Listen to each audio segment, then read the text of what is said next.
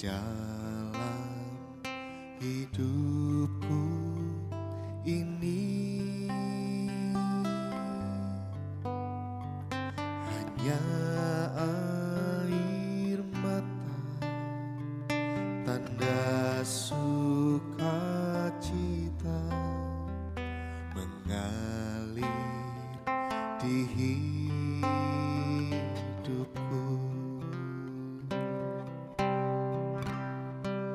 Ku bersyukur, ku bersyukur atas kebaikan-Mu, Yesus. Ku bersyukur, ku bersyukur atas kasih setiamu.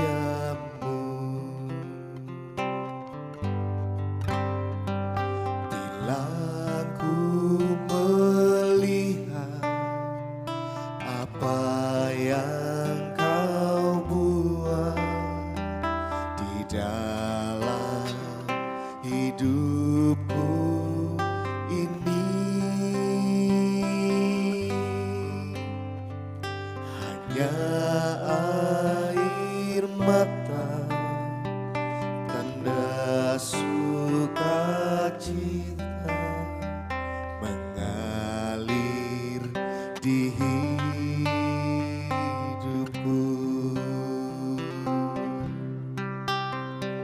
Ku bersyukur, ku bersyukur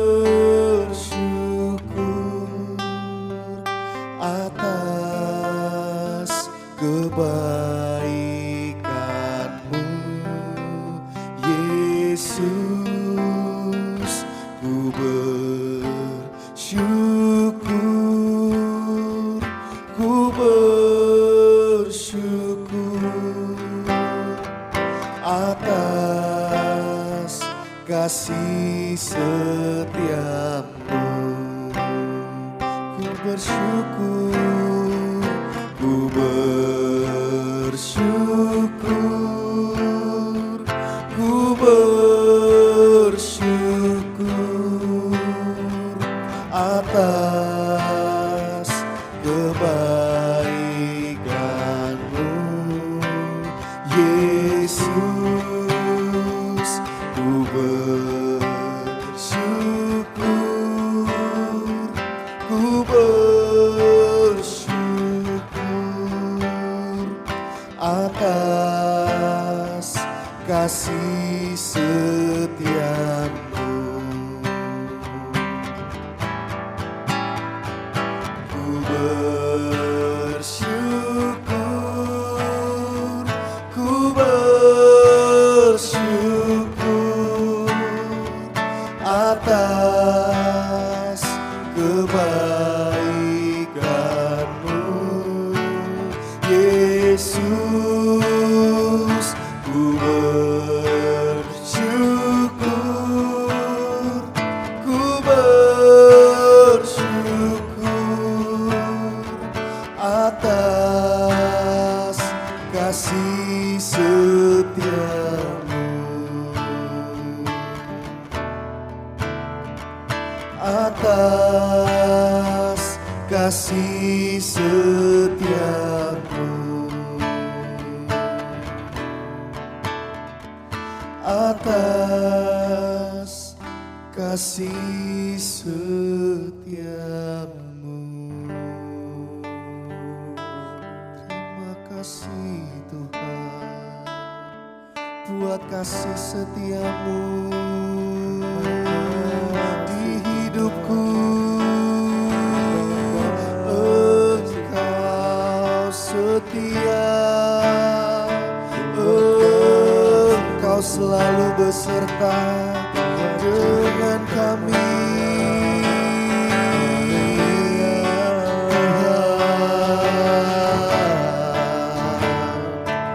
Hanya rasa syukur kami yang kami naikkan Tuhan. rasa syukur kami karena kami memiliki Engkau yang selalu setia bersama kami. Sebab Engkau Allah yang tak pernah tinggalkan, Allah yang selalu bersama. Terima kasih Tuhan, kami naikkan syukur, kami naikkan syukur hanya padamu Tuhan, hanya padamu Yesus.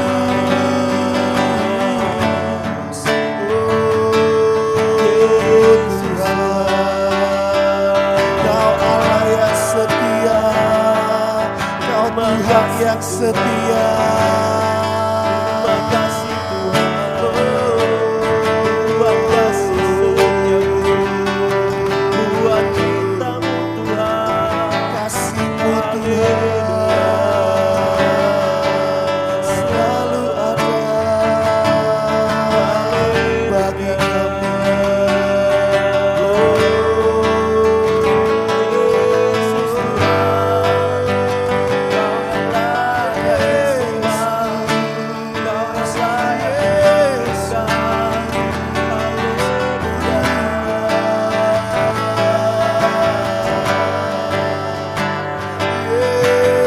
Yesus Tuhan,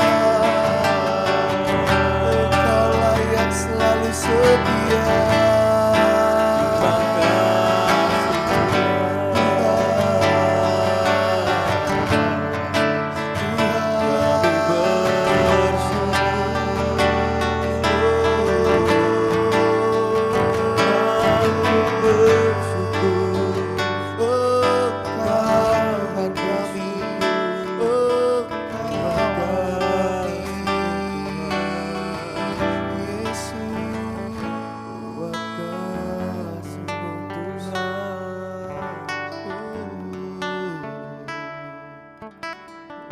Kami mengucap syukur buat segala yang Kau buat di hidup kami.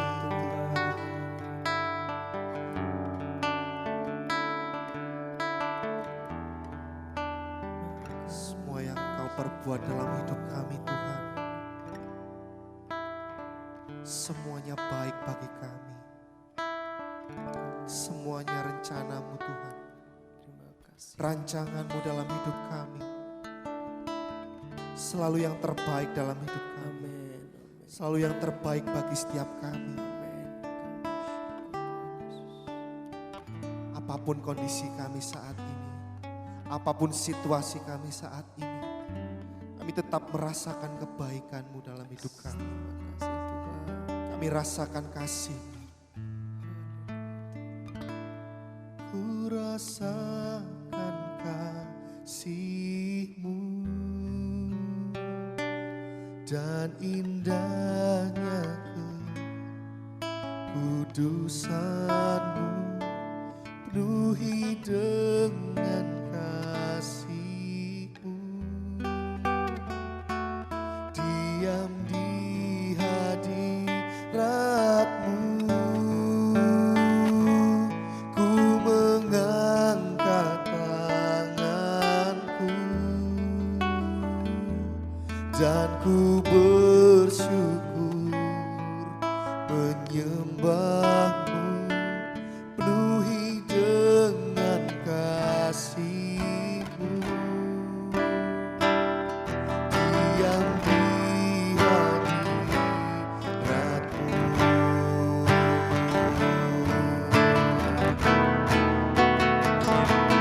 ku rasakan kasih-Mu dan indahnya kekudusan-Mu, penuhi dengan kasih-Mu. Diam di hadirat-Mu, ku mengangkat tanganku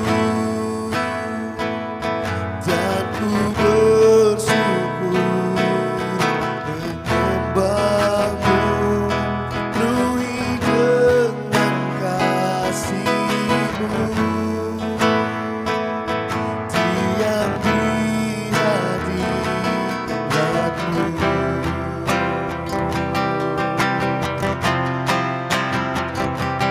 Ku rasakan kasih-Mu dan indahnya kekudusan-Mu, penuhi dengan kasih-Mu, diam di hadirat-Mu. Ku mengangkat tanganku dan ku bersyukur, menyembah-Mu, penuhi dengan kasih-Mu, diam di hadirat-Mu. Penuhi kami, penuhi dengan kasih-Mu, diam di hadirat-Mu. Penuhi dengan kasih-Mu, diam di hadirat-Mu.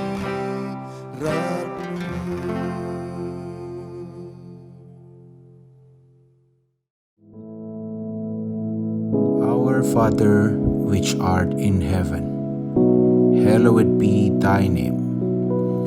Thy kingdom come, thy will be done in earth as it is in heaven. Give us this day our daily bread, and forgive us our debts, as we forgive our debtors. And lead us not into temptation, but deliver us from evil. For thine is the kingdom, and the power, and the glory, forever. Amen.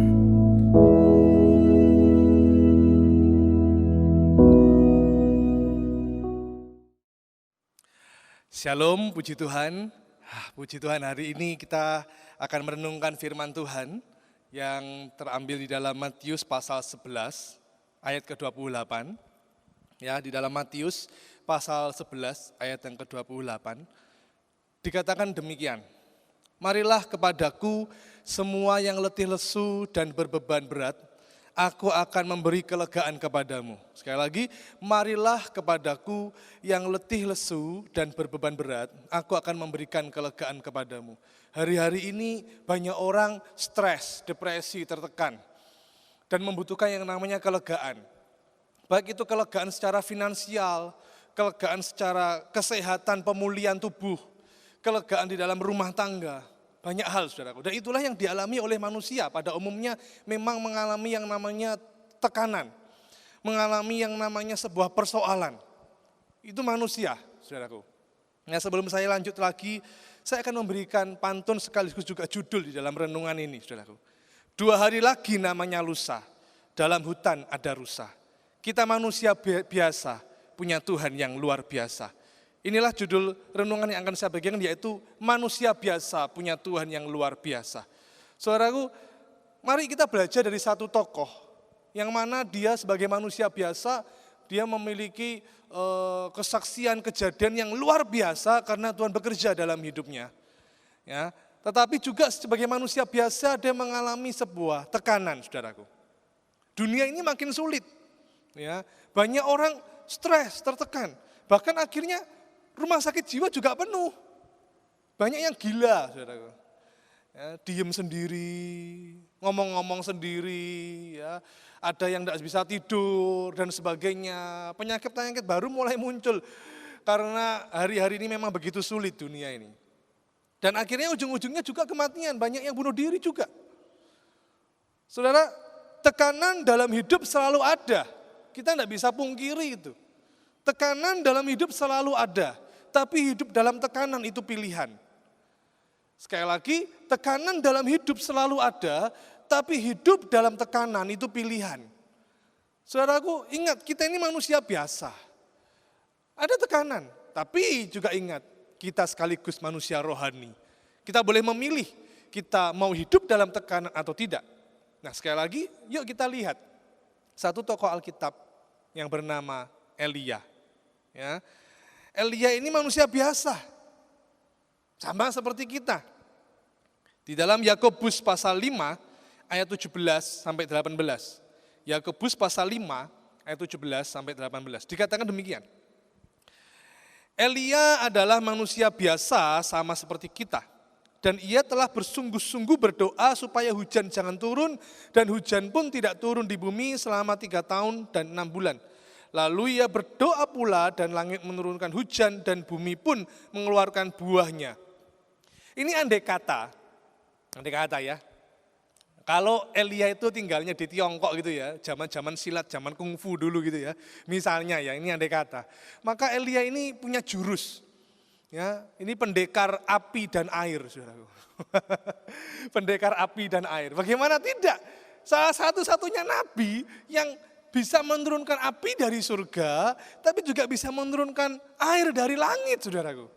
Wah, jurusnya hebat ini, api dan air. Ya itu andai kata kalau tinggalnya di Tiongkok, tapi kan tidak. Nah, kalau itu zaman silat-silat dulu, Saudaraku ya, tapi kan tidak ya. Nah, Saudaraku, itu hanya humor, Saudaraku. Nah, kita lihat fakta Elia. Ya. Elia ini hebat, Saudaraku. Dia dengan gagah berani melawan 450 nabi Baal. Kita aja berdebat dengan satu orang aja mikir setengah mati, atau mungkin agak takut-takut gimana, was-was gimana, ngeladeni orang yang bebal aja gimana gitu, Saudaraku ya. Apalagi ini 450 nabi Baal. Dengan gagah berani Elia menghadapinya. Elia nabi yang hebat, menurunkan api dari surga, juga menurunkan hujan lewat doanya. Dan satu lagi fakta tentang Elia adalah Elia ini adalah salah satu dari 2 orang, yaitu Henok dan yang kedua adalah Elia. Henok diangkat ke surga hidup-hidup. Elia juga tanpa melewati kematian, diangkat ke surga, Saudaraku. Hebat ini Elia ini. Tapi sekali lagi saya sampaikan, Elia manusia biasa. Saudara dan saya manusia biasa. Elia mengalami yang namanya tekanan. Ya, stres, Saudaraku. Meskipun dia mengalami berbagai peristiwa yang luar biasa, meskipun kehebatan-kehebatan terjadi dalam hidupnya, tapi ada masa di mana Elia mengalami yang namanya stres, tertekan, Saudara. Karena mendapat ancaman dari Isabel, Saudaraku. Ya, Isabel. Elia mengalami namanya kelelahan jasmani maupun rohani.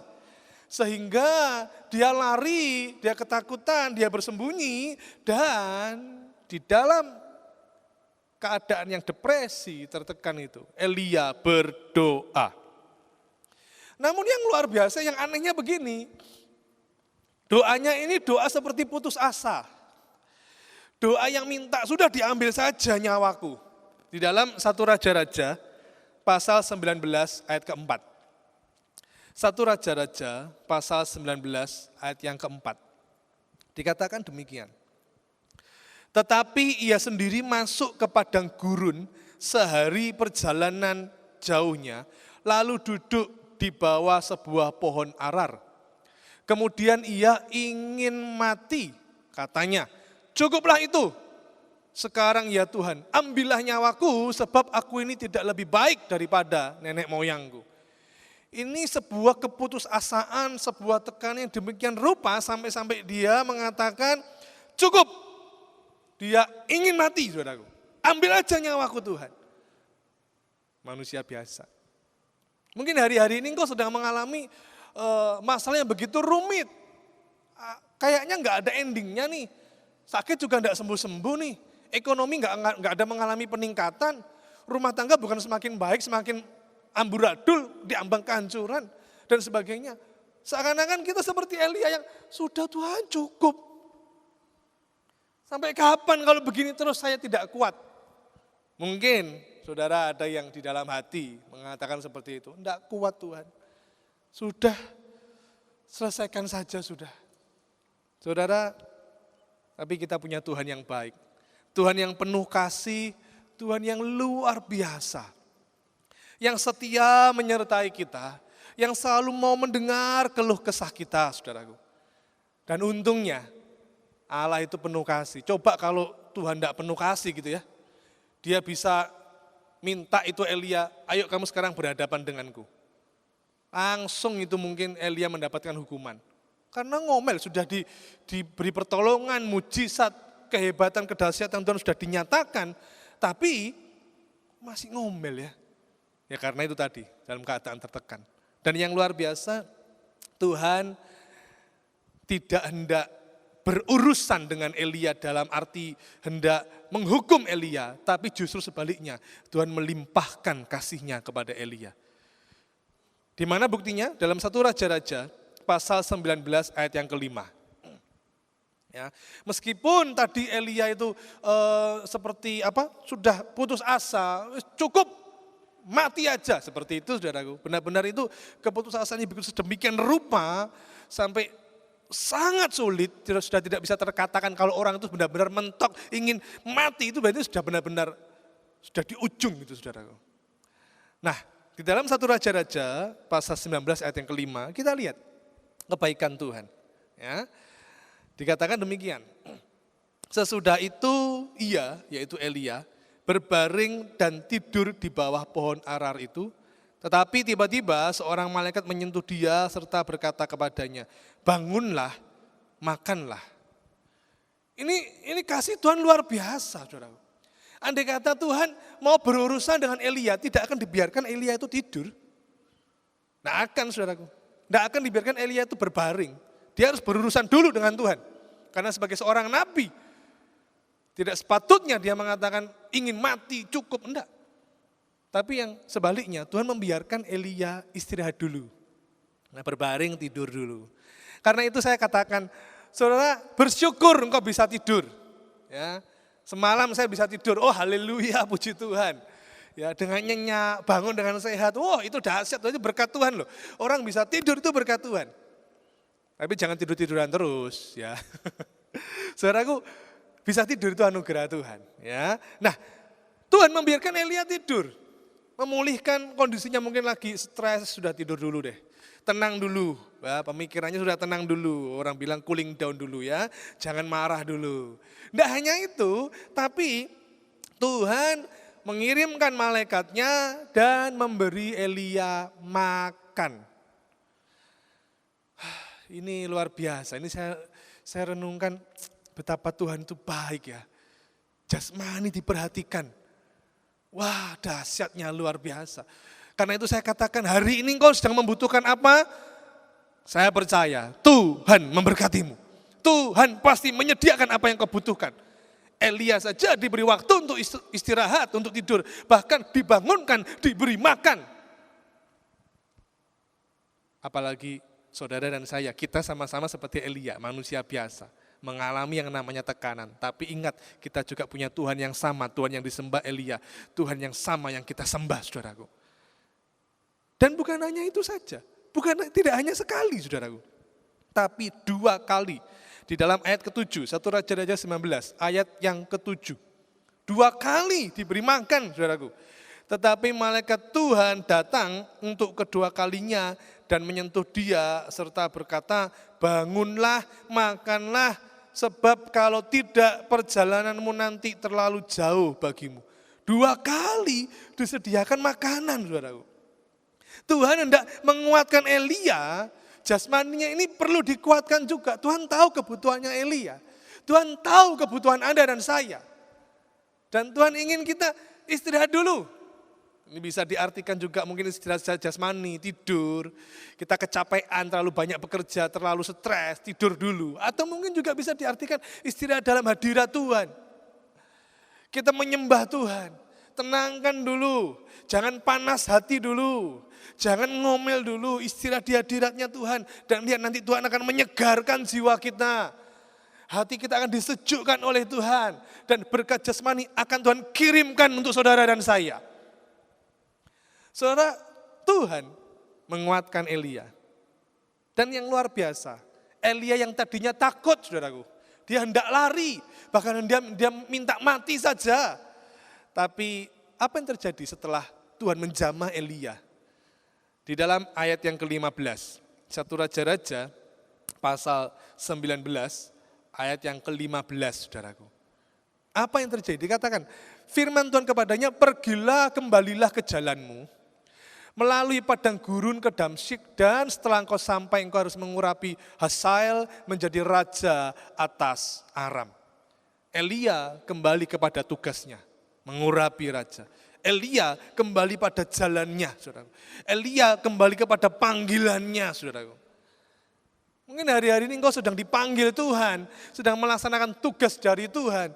Engkau dulu pernah dikatakan engkau harus kuat, engkau harus melangkah maju bersama Tuhan, dan hari ini engkau sepertinya merasa, gak mungkin Tuhan, gak bisa, susah, mana mungkin, mustahil Tuhan.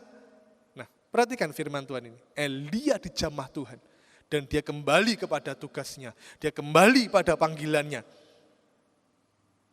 Betapa Tuhan kita sungguh luar biasa, penuh kasih. Kita manusia biasa, punya Tuhan yang luar biasa.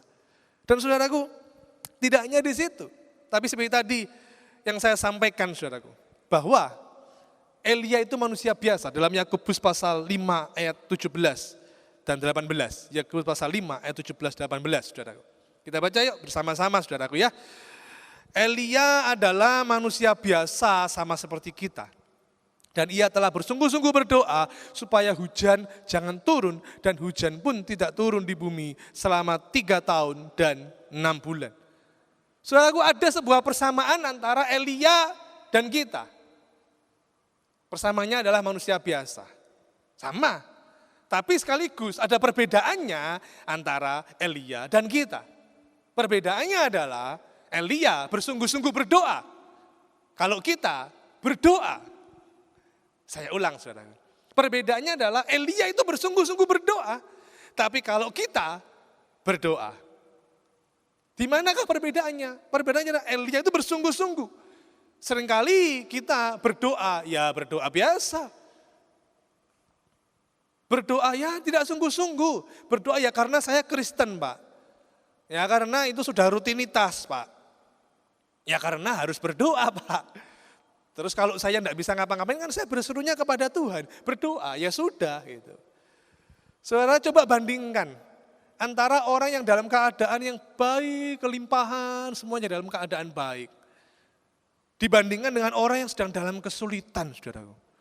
Orang yang sedang di dalam problem yang begitu menekan dia.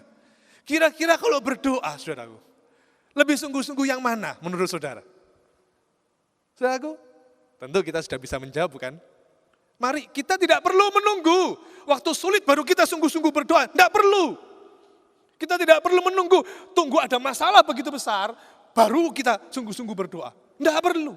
Baik ada masalah, tidak ada masalah, kita harus sungguh-sungguh berdoa.